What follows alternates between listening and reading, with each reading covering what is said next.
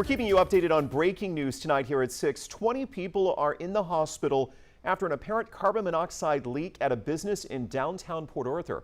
Firefighters were called around 2 o'clock to 111 Houston Avenue. That's JBS Packing.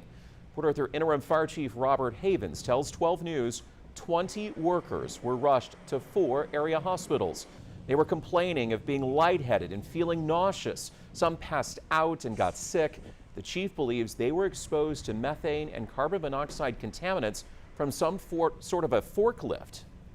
What we have determined for the most part is that it was probably a methane leak and possibly carbon monoxide too. We found both those gases present.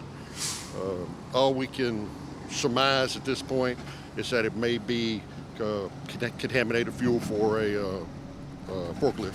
And all this playing out right along the ship channel this afternoon. The Port of Port Arthur next door. Their CEO telling 12 News they were not affected by this.